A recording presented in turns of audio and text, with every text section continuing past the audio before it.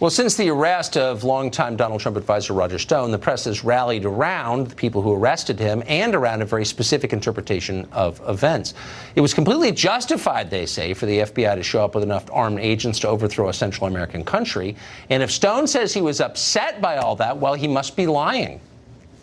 FBI had information that he might try to destroy evidence. So they went in, I think, with an appropriate level of apprehension. They had every reason to believe he was going to destroy evidence. He had threatened witnesses, or a witness at least, and he was playing hardball back. How does this differ from other people surrounding a house for a raid from the FBI? I don't think it's that different. Right. By the way, the guy spent the entire day in front of news cameras. Clearly, he was traumatized. Who would put that mud guy on TV? I mean, it's really just a disgrace, I would say. The former CIA director John Brennan, speaking of disgrace, insinuated that Stone was Hannibal Lecter's long-lost cousin. Watch this. What happened with Roger Stone was in keeping with the standard operating procedures of the FBI. They were conducting an arrest and executing a search warrant. And let's not forget, Roger Stone has a fair amount of sort of unstable activities and comments that he had made. Stealing someone's dog, telling somebody, Randy Credico, prepare to die. This is not somebody that you want to trifle with. You don't trifle them. Now, Brennan, the guy you just saw talking, once lied to the public, you, me, and the rest of us, about killing civilians with drone bombs. But that's not a big deal, really. He's still got a cable contract. So what does Roger Stone have to say about the coverage of his arrest? Well, we're going to ask him. He is on the set tonight. Roger Stone, thank you for joining us. Aren't you under a gag order? No, actually, the judge said today that she's considering one. She asked for the government and for my attorneys to submit their thoughts about that. I'm going to refrain from speaking about the specifics of the indictment because I think I have addressed it to the extent that I'm going to. But I'm very interested in what's happened here because one of my neighbors has now signed a sworn affidavit who was out walking their dog. And the CNN crew, their truck, showed up roughly a half an hour, 35 minutes before the FBI. I live on a dead-end street. The street was sealed, but they were allowed to stay in position right in front of my house. Now, if I was dangerous, which is the premise of this raid, why were they allowed to stay within the danger zone? Why were they put in harm's way? The idea that I'm a flight risk is ridiculous. I don't have a valid passport. Although I support the Second Amendment, I don't own a gun. There were no firearms in the house. And I've been under investigation for 2 years. So what information did the FBI have that I would destroy evidence? Why would I wait till? Well, I don't know. Friday? John Brennan, who is a liar. John Brennan, but he says you're a dog kidnapper. Well, look, again, that's in the indictment, and I will address it at an appropriate time because it's not true. But first of all, I've written extensively on animal welfare rights for the Daily Caller and have worked very hard to stop the government from conducting inhumane scientific experiments on dogs and cats.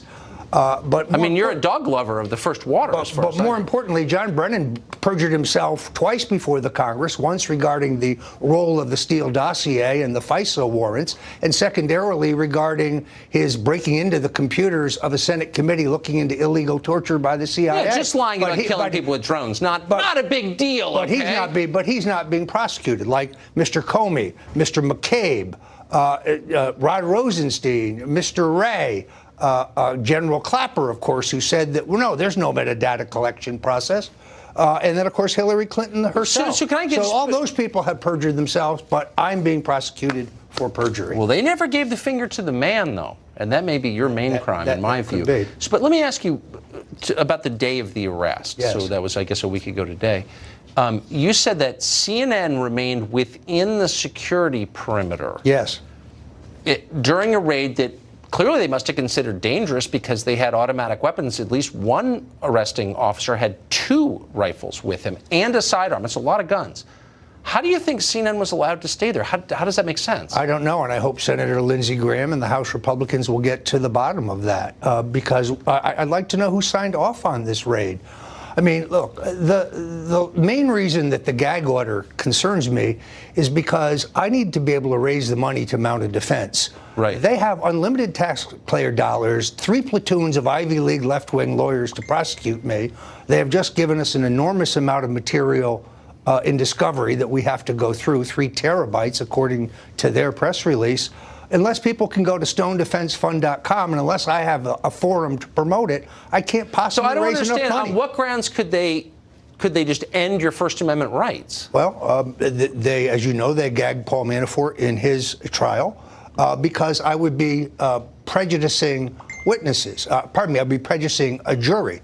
Well, that was the whole purpose of this raid, was to poison a jury, to hold me up as public enemy number one. To use a cable news channel as a PR operation to get their message out. So if they gag you and take your First Amendment rights away, does that mean that they're no longer allowed to leak to CNN against you? Well, it's an interesting question, but the whole purpose of the gag would be so I don't poison a potential jury pool, but they've just poisoned a potential jury pool by making me look like El Chapo or Pablo Escobar. But so it just seems a little bit one-sided. So they can arrest you with overwhelming force and automatic weapons and armored vehicles and stun grenades, and then they can force you not to speak in public, but they can still say whatever they want about you to news organizations and leak. And leak. I mean, 2 years of leaks, as you know, that I was going to be arrested every other Tuesday, has destroyed my business.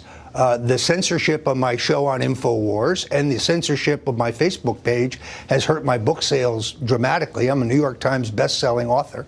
So this is part of the plan, destroy you financially. So like General Flynn, you have to plead guilty to something you didn't do. Unbelievable. Well, you're always welcome on this show, gag order or not. Roger Stone, thank you very much. Michael Caputo is a former advisor to the Trump campaign who spent a lot of time around the Mueller investigation, and he joins us tonight.